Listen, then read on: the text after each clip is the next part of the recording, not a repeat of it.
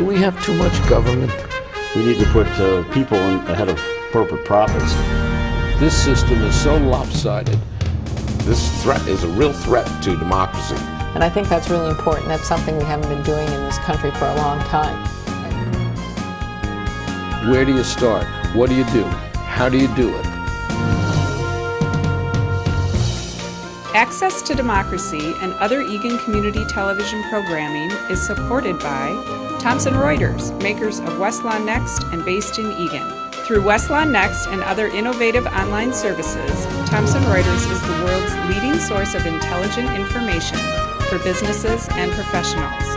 Online at thomsonreuters.com. And by U.S. Federal Credit Union, the member-owned financial institution offering service, value, and experience you can trust to the greater Twin Cities community.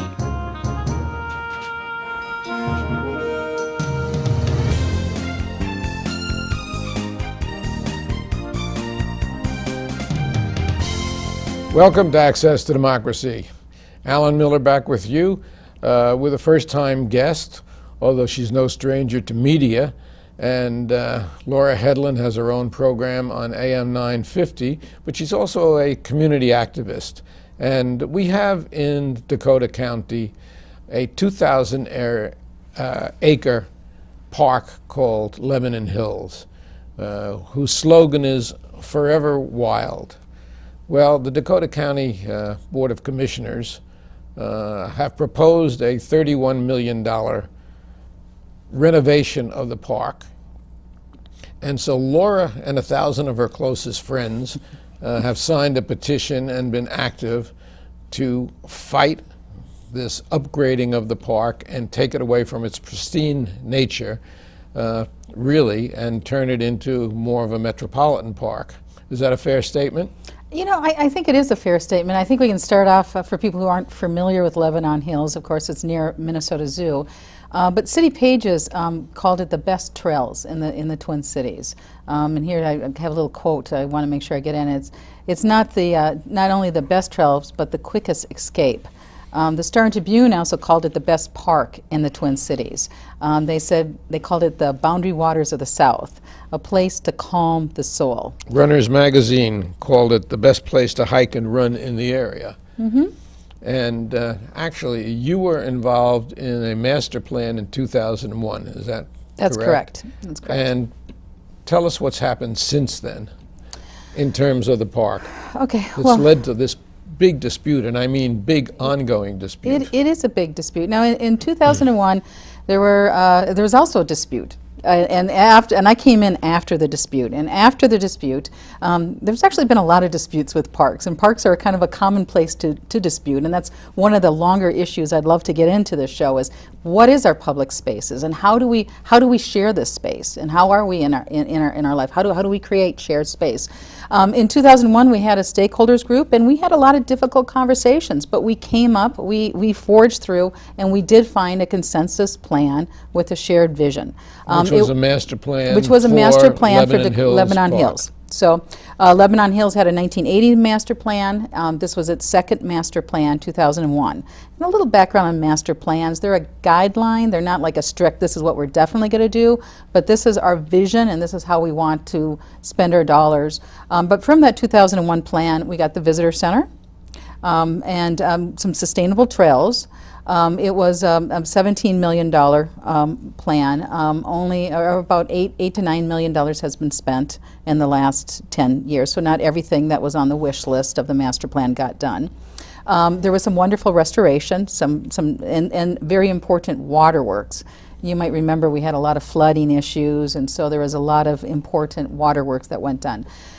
But one of the things that did not get done is the buckthorn control. And I don't know if you know about that. So. Well, buckthorn, I know, is something that you have to eradicate, really, because it's detrimental not only to the animals, but to the wildlife, the trees, the bushes, things like that. I mean, the buckthorn means a dying oak forest. It's kind of a joke, but sometimes Eagan's called the lone oak city, and if we don't do anything about buckthorn, it will be the lone oak, the baby one I planted in my yard. But I mean, we But want. what the commissioners came up with went far beyond just the removal of the buckthorn, which everybody acknowledges has to be done. They're calling for a paved roadway and leveling of some of the hills. I mean, it's Lebanon Hills, and as I said to Commissioner Egan, and I have to say that Laura and I met with Commissioner Egan. I guess I was the mediator between the two sides, Tom Egan, who's been a guest on this show on numerous occasions, and we met to discuss why the commission suddenly came forward with this elaborate $31 million plan. And what I got out of it was that he said that basically it was people who were on the county payroll and consultants who came up with the plan, and the commissioners just went with it. And when we started discussing some of the things that it involved, he was kind of taken aback. I think that's a fair statement. Well, it is a really extensive plan. I mean, the 2013 plan calls for just shy of $2 million worth of new developments to the visitor center, including a $1 million expansion of the visitor center.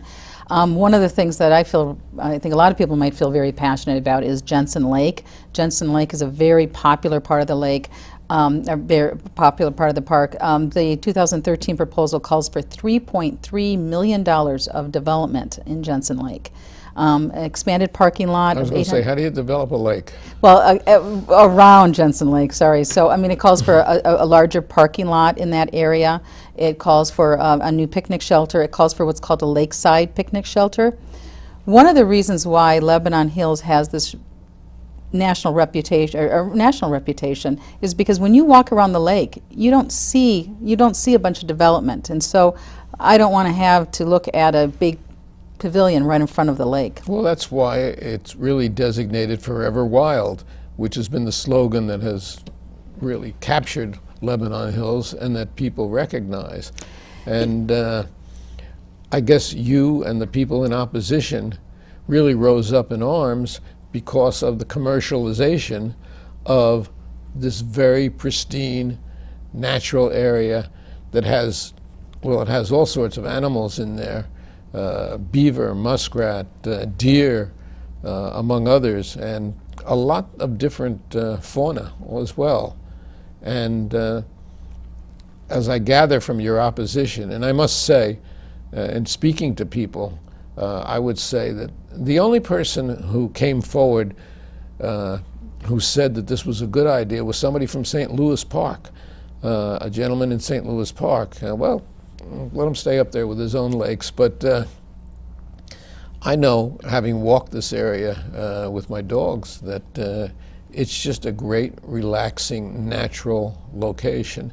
And this plan would call for, if I'm not mistaken, leveling of some of the hills, bulldozers coming in and leveling some of the hills, putting in, what is it, a 10 or 12 foot wide paved roadway all around the lake. Yeah. And you take it from there. Yeah, okay, so the plan calls for a connector trail. And the connector trail is, it will be a 6.5 mile trail. In total, this plan calls for adding about $5 million worth of trails, and the connector trail is about $3 million. But it's a trail that, in theory, goes through the heart of the park, and it's kind of a long one-way trail. It ties into the county's greenway concepts, and that's important to remember. Now, one of the reasons some people say we really need this is not only do we need forever wild parks, but we want a park for all people. And that is somewhere that Lebanon Hills is now failing. It doesn't really serve all people, and we really do want that. And I think that's one way that I've moved. I mean, in this conflict, we did actually have a pretty good meeting a couple days ago, and I did talk to a couple people. I talked to a friend of mine whose sister had a spinal cord injury after falling off a horse. And so she was paralyzed for a long time, or she had to use a wheelchair for a long time. And one of the things she said is how important being in the environment was to her healing. And there was also another person at that meeting, Todd, who works with the Paralyzed Veterans group, and he wants to bring people who have spinal cord injuries into the park.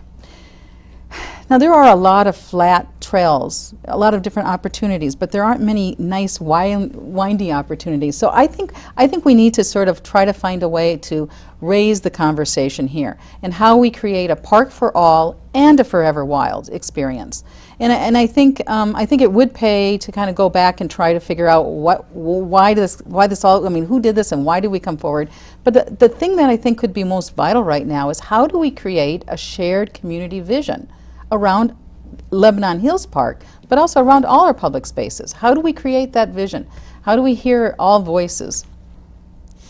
Well, is there a park board? No, there's not. Actually, the advisory board that I was a part of got dissolved and got merged into a planning commission. And in 2012, about half of the meetings of the planning commission were canceled for some reason. So I think a park board might make sense. So is it fair to say that some people on the Dakota County staff got together with consultants, made recommendations, without really any public input? It went to the commissioners, and the commissioners came up with this 2013 plan, which calls for $31 million, which is, to me, a lot of money. It seems to me that would raise taxes, but I don't know that to be a fact, but it would certainly appear to be a tax-raising situation. And they just voted it. And then, really, it started to hit the fan with yourself and citizens groups and people. I guess almost 1,000 have signed this petition, and neighbors, and it's just an ongoing dispute where the commissioners have stepped back and said, oh, well, what did we do here? Yeah. Very defensively, I might say. I know, and it's really sad. I mean, one of the things, you've known me for a long time, I am an optimist by nature. And I would really love to see us get out of this reactive type environment and try to get to a responsive type environment. And I think we can. I mean, I really think we could find a better course to move forward with this. Now, and I should say, I only speak for myself. There were two women, Holly Jensen and Marianne Passay, and they ended up, a year and a half ago, they showed up to this meeting, and they had a very strong reaction that this is not what we want. We don't want to say huge pavements through this park. We want to keep a piece of wilderness for wilderness sake. And we know this isn't a pristine or perfect park, but it's our park, and we don't want to have asphalt trails leading to every which thing, which is once you start these asphalt trails, then the incremental, it would keep going. But one of the things you referred to, and I do think it was a fundamental problem, is you have in the room consultants and park planners, and so what are they going to do? They're going to plan, and I think, and maybe that's the path to. That's probably what we hire them for, and but I think that it's good. Commissioners are elected by the people, and ultimately it's the people who should have some voice in what's controlling their lives, or in this case, what's planned for the park. And I think that the move forward was so quick here, from what I see, that the people didn't have a chance. Well, the people have risen up overwhelmingly, from what I can see. Yeah. And I know Commissioner Egan said that he thought in this meeting that we had, he thought that maybe the loss of the golf course had mobilized people. And the people that I have spoken to, the golf course had nothing to do with it. The fact of the matter is we lost Carriage Hills, and now we've lost another golf course here in Egan. Mm-hmm. Housing is going up. But it's the commercialization of this. It's, I can just see mechanized equipment there. It's beyond bike riding. Mm-hmm. And also, I think part of it was the fact that they want to encourage, and there were 500,000 people who visited Lebanon Hills last year. They want to encourage more people going and turn it into a money-making proposition. I'm not sure that really that's the focus that we should have for a natural area of this size, 2,000 acres. And what focus do you think we should have in a park? And you were out there with Toby. What do you think the focus should be in the park? I think it should be what it is. We walked around, when Toby was alive, we walked around Holland Lake a lot. Mm-hmm. And now, I understand the paths that we walked are not good for people with a disability. And I think that that's a very legitimate concern. And I think there is a middle ground where you could accommodate those people as well as keep the nature of the park as it is. That's just my own personal feeling. And I think actually there's getting to be a shared consensus around let's find the win-win. I mean, I think that the county board has slowed the process down, and we did have a good meeting a couple days ago. And so I think there's a lot of lessons to learn. And one is the role of the citizen activist. I mean, if something you see something you don't like it, get involved. One of the favorite talk show hosts on our site says, "Tag, you're it." And really, I'm hoping that this will be a really good success story about what people can do if you see something you don't like. Because for me, the one thing I wanted to share is the first time I went and took my dog, which was a rescue dog, to Lebanon Hills. And we've been there, of course, a lot of times. We walk around Jensen Lake. And my dog had the most incredible expression on his face the first time he went to Jensen Lake. I think my dog dealt with a lot of pain and suffering in his life, and his whole face just melted when he got there. And I remember that moment of looking at him and how he melted. And I think some people might look at this and say, what difference does it make? You put one trail in there, you still have your little trail over here, we're not changing it. It's the type of trail that you're putting in, I think, that makes the difference. When you have it that it's practically 2 lanes wide and it's paved, you have, in effect, commercialized something that really was not intended. I mean, we are losing so much of what nature has provided in this area, not even in bits and pieces, but in big bits and pieces these days, that we have to be very careful. And Dakota County has been very conscious of preserving green space. Green space is really important. It's important to this state. The second biggest industry in this state is tourism, not commercialization of natural areas. And I think that's not what Lebanon Hills, in my opinion, is all about. I think what it is to preserve it as much as possible as it is natural. And yes, you have to get rid of buckthorn. Yes, you don't want to chase out the animals. Now, when bulldozers come in and start leveling the hills and putting in these wide areas. Number one, it's got some unique birds in there, and I know bird watchers go down there a lot. It has, so many different animals, so many different types of animals. Well, and that's one of the really disappointing facts is the bird population, the number of birds, the diversity of birds is going down. If people want more information, there is a website. I'm not officially associated with this group, but it's wildlebanonhills.org. And that's also a place where people can sign a petition. Because the county commissioners need to keep hearing that pavement is not what we want in this park. We do not want a paved development approach. We want to keep this a natural space. And one of the things is the wonderful... You certainly want to accommodate... while accommodating people who are less fortunate, people who are disabled, people who want to go down there. However, a disabled person is not going to get the relaxation that they have now or that they would have with some new paths coming in if in fact there is truck traffic and everything else and bicycle, which are quiet enough but are fast and disruptive. You need to balance it. You need the balance. You need to restore the balance. That's exactly right. And 1 out of 17 people suffer from serious mental illness, and time in wilderness space or in public space, in an open park space, I think can be very healing for a lot of people. I think we need that. There's a quote, the human spirit needs places untouched by the hand of man. And when you touch it, even though it might seem like it's a little bit away, it does affect the entire character of the park. So where is it now? Well, where is it now? The county board did delay it. It may go again before the county board in February. And so it is a fluid process. And I think the fact that it's a fluid process is a good thing. I think I also want to say I think the park department does a wonderful job. It has a lot. It's done very well with limited resources. When I was on the park board, they had 56 people working in the park board, and now it's been in the park department, and now it's down to 44.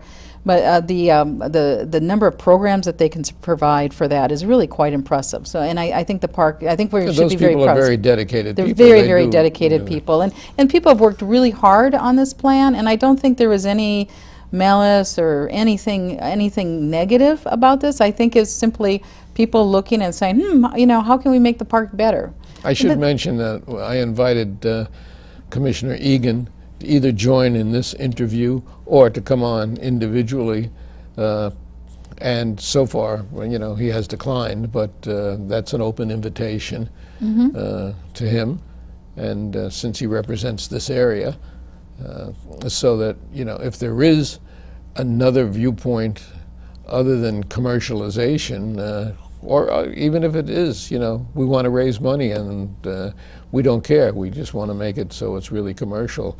I can't believe that the commissioners feel that way. And from, what I've learned, I don't think that they do.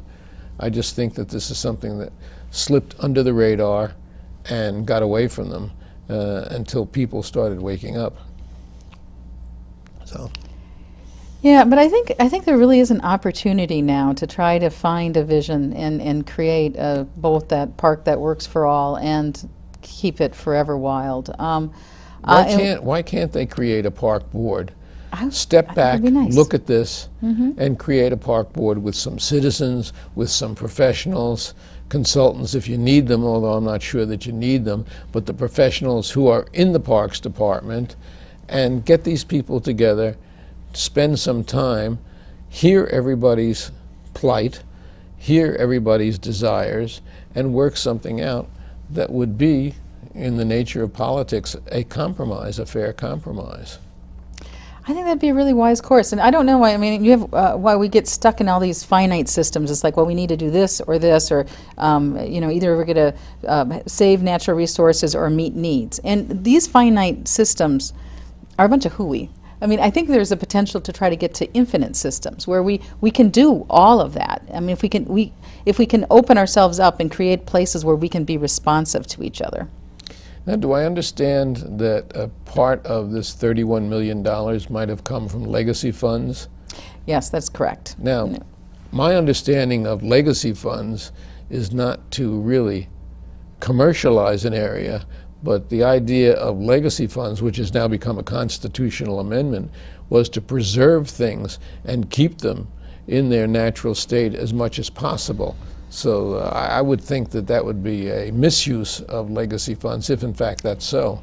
I think that's something we really want to keep our eye on, because I do not want legacy funds going for asphalt paving. I'd like to see asphalt paving go away. And I mean, there's a lot of problems with asphalt paving. It's expensive to maintain. It's $7,000 to $8,000 a year just to maintain per mile of asphalt for a park. So I think we've been looking at other surfaces, and it's so expensive to pay for asphalt. So I would definitely like to have better natural resources. There is parking near the center now that is paved of some sort. Yeah. Isn't that so? Well, there's also something called permeable paving, which would be taking more of a leadership. Permeable paving helps with the water flow. I mean, asphalt, the water runs off. It's not environmentally as strong as a permeable paving. I mean, right now, Lebanon Hills is absolutely gorgeous at this time of year. Yeah. If you have the courage to go out there in the cold and look at it, but with the snow and the cold, and you do see the animals. You do see really deer I have seen in there, and some smaller animals. I know that there are muskrats. I know that there are beaver. I have not seen those, but I know that they're there. But you do see the birds. We are losing that, and that's the other thing that's kind of sad. That we really need to study and understand what these other life forms need to exist in our area. I understand the Minnesota Zoo is starting to do some of that, looking at the land nearby. But the populations of the animals have been going down, and the buckthorn is one of the reasons why. So we need to get that buckthorn. And that's why my personal opinion is, before any development, natural resources first. That's the best long-term interest. Well, the buckthorn is not good for the plants. It's not good for the trees. It's not good for visitation. It's not good for anything. No. And it's a nuisance that has to be alleviated. So, yeah, absolutely the money for that. I know when we moved to Egan 17 years ago, we would have deer on our property all the time, and we're in Egan, not in not in a wildlife area, but the other day, 2 deer went across the lawn early in the morning, and that's becoming a rare sight in our neighborhood. Well, we've had more building there, we've had more condos gone up in the area and things like that, and the result is that we don't see the things. Well, the other big thing that's happening is the death of the bees and the butterflies, and there's that could actually be that's going to come back and bite us unless we start waking up to. We're all dependent on each other. The loss of bees is really something that scientists have really been puzzling over for several years and are really worried about because of what bees contribute. And I think this is something, I mean, that we can all do is figure out what we put in our yard and try to get away from all the chemicals in our yard and to go back to, or get back to having things in our yard that feeds the bees and the birds and ourselves. I mean, I'm going to put a little pitch in for my show, Food Freedom Radio. I mean, I'd love to see us in our public spaces have free food. Now, you are on AM950 Sunday mornings? Saturday mornings, Saturday 8 to 9. mornings. Yeah, 8 to 9, or anytime on podcasts. And it's a little beyond just food. It's a little bit beyond food. It's actually one of the things is freedom. You know, what is the essence of freedom? But it's freedom and power. And right now, there's been such a concentration of wealth and a concentration in our food system. So how do we create our own economy? How do we stand up? And this really is connected to the Lebanon Hills and how we create a public space where we all own it. I mean, you own Lebanon Hills. Everyone here, you all own Lebanon Hills. You know, so we all get to decide what happens to Lebanon Hills. They all just walked away from their cameras and went to family. So, no. And it is important. And again, I renew my invitation to the commission if they want to come down and be heard.